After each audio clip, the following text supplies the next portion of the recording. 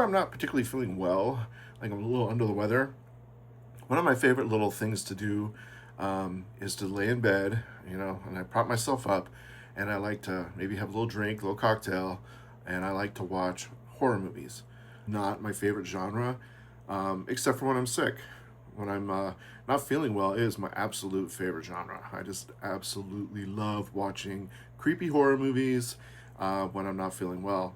So I wasn't feeling well the other day, and I watched The Mummy. So this movie was directed by Lee Cronin. Lee Cronin has just come off of Evil Dead Rise, which came out a couple of years ago. So 8 years after disappearing in the desert, a young girl named Katie is found alive, locked inside a 3,000-year-old sarcophagus.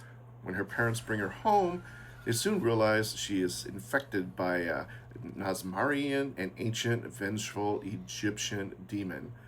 That is a mouthful. What should be a joyful reunion spirals into a gruesome nightmare of extreme body horror and psychological terror. You have this young girl, daughter, and she gets abducted by this outside Egyptian lady who feeds her candy through a chain link fence, cuts open the fence, and says some gibberish to me. Besherpa, a bacala. Ah, durka durka durka. Which I'm sure it wasn't gibberish, but it probably Egyptian, and kidnaps this little girl. So her dad is on the inside. He just now notices Katie's not around. He comes outside, he notices she's gone, and he starts chasing them. And it's like the worst chase you've ever seen in your life, right? This guy's like fit, right? He's young. So he goes, he spots the woman who has his daughter. Now, mind you, it's a woman, and she's holding a 8-year-old girl. And she's trying to outrun this guy. And this guy's chasing her through the city, and sometimes he's getting a little closer, other times he's not so much. But he can't keep up. He can't catch her. He should have done the Tom Cruise exercise video before this, because this guy cannot book it. And it's probably because he doesn't know how to use his arms. You know how Tom Cruise uses his arms so he becomes like super bionic aerodynamic man or whatnot, and then he can just keep running, catch anything or escape anything. This guy can't catch anything. He can't catch anything except for a sandstorm. So a sandstorm comes and his daughter disappears. Now they're in this kind of creepy old home. It's a home it's been passed through the family, so it's kind of like dingy and kind of old. And they're all sort of super depressed, right? Because Katie's gone. So now they have another daughter, and their son is a little older, right? How long was Katie gone? 8 years. Katie is being transported in a sarcophagus, this super, super heavy thing that takes like these hydraulic sort of like lifts just to pull the top off. But for some reason and somehow, she's on this little plane flying over the jungle, and the plane crashes and the sarcophagus is found. Then it ends up with some local sarcophagus people who are into the sarcophagus fetishes. So they open it up and they find Katie. She's wrapped in bandages. It's kind of gross. And just peeling the bandages off. Oh, Katie's awake, right? Which is already kind of disgusting. She looks horrible. She looks like she's dead already. So she wakes up and they're just like, okay, she's awake. Let's get her to the hospital. Then the family is notified, right? So now the mom, dad, and end up at this hospital, and the doctor's like, you probably don't want to go in there. You don't want any of this shit. You don't want this. Get out of here. And they're like, I kind of think I do want some of this shit. You don't want it. I think I kind of want it. And he's like, it's fucking gross. Like, this chick is scabbed over. And they're like, nah, that sounds okay. So they walk in, and Katie's looking nasty, right? So she's probably not going to get a date to the prom. Or what she really needs is a good manicurist. So anyway, the doctor's like, you know what the best thing for Katie is? Take her home. And immediately they're taking her up these stairs, which I don't understand why they just didn't pick her up and bring her up.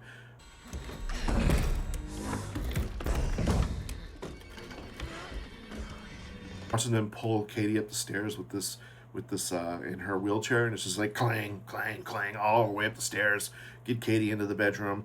Then they're going to introduce everybody to Katie. Hey guys, this is your long lost sister Katie.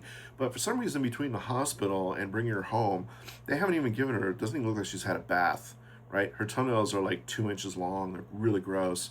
She hasn't had a bath. She probably smells like farts. Ah, what is it? The mom decides she's going to trim Katie's toes, and she can't get one of the toenails off, and she inadvertently rips Katie's skin off her leg. So the skin just comes peeling off the leg, and they don't take her to the hospital. They don't take her to the doctor. The mom, I guess, is a nurse, but she decides she's just going to bandage her up. Like, this is normal, right? Like, when you take off a toenail, all the skin on your leg just peels off. I would say this movie isn't really gory. I would say it's really goopy. Like, it's freaking gross. Like, everything's wet. Like, as soon as Katie comes out, she's puking on people. She's got pus. She's got leakage. She's got skin sliding off. She's, dad lifts up a carpet and it's got like, I don't know what, something like Slimer must have left behind after a wild night. She's just nasty, right? Just nasty. And she's got a penchant for eating scorpions that are in the walls of the house or other bugs. They don't really explain that, but she's running around on the walls and she's eating a scorpion, which is a little unsettling thinking that there's scorpions in the walls. And another weird thing is why does this house have it's got like behind the walls, it's got like hallway corridors, almost like it's like Bruno inside the walls. Like I was expecting, like when they took one of the turns, that Bruno would be there from that Disney movie, Encanto, one with the house. Anyway, so this chick is running around in there like Bruno, right? Except she's eating nasty stuff. How long have you been back here? She murders her grandmother, and then she falls out the window. She gets killed, but then she like hides back into the bed, like she pretends like nothing happened, which is weird because now you're telling me that Katie is more cognitive, right? Like that she's planning these things, like she's gonna murder her grandmother for no real reason, and then pretend like she didn't get back into bed just to mess with everybody's heads. So why? I mean, one minute she's perfectly fine being a weirdo and running around in the crawl spaces, eating scorpions. But then the next minute, she's like, did I do that? Did I do that? Did I do that? Did I do that? During the skirmish, she got her fake teeth or whatever, her dentures popped out. So now Katie is like mind fucking her siblings, right? So first she mind fucks the youngest sibling, her sister, and her sister is looking up at the wall while Katie's like crawling through the wall with all this kind of sludge. No one in the room is none the wiser. They're all eating casserole. Katie's coming out of the ceiling. No one knows. Katie she's also able to like be Spider-Man, so now she's like walking on the walls weird. Oh, and she also does that weird bendy thing that they have to do in every movie where it's just to freak you the fuck out. Like, look at me, I'm a gymnastics person and I can bend this way. So now the little girl, for reasons unknown, starts just pulling her teeth out. So now we gotta watch her yank her teeth out.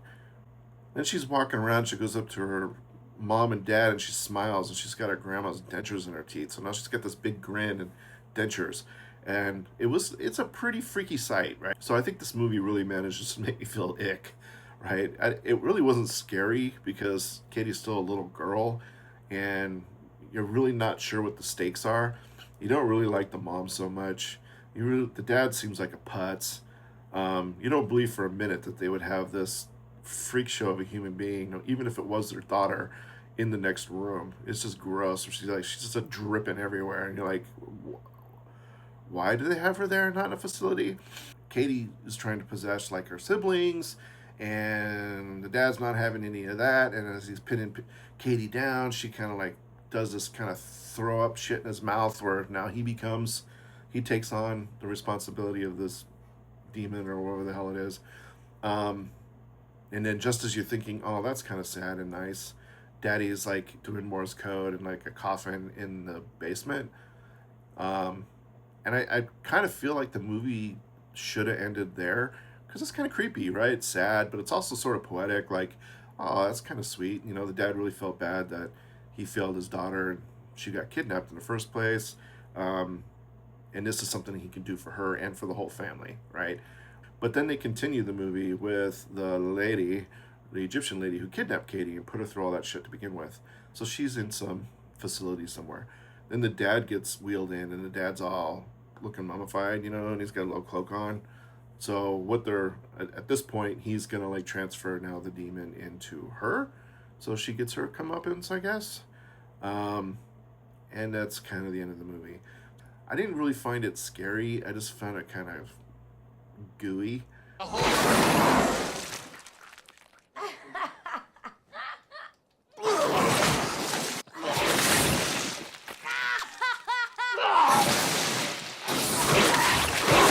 You know, so it's just like if you want to watch a movie about a little girl who's kind of dripping everywhere and skin's falling off and toenails are being ripped off and skins everywhere, she's vomiting on people and all kinds of nasty ass shit.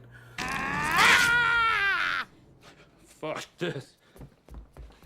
Then you might really enjoy this movie.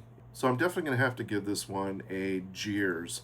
I would like to know in the comment sections how you felt about this film. I might be just missing something. I hope I am, because then I'll revisit it.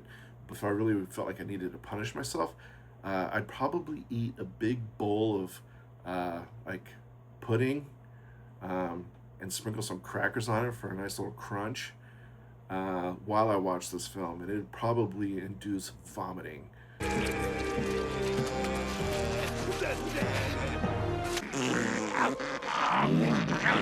Ah, what is it?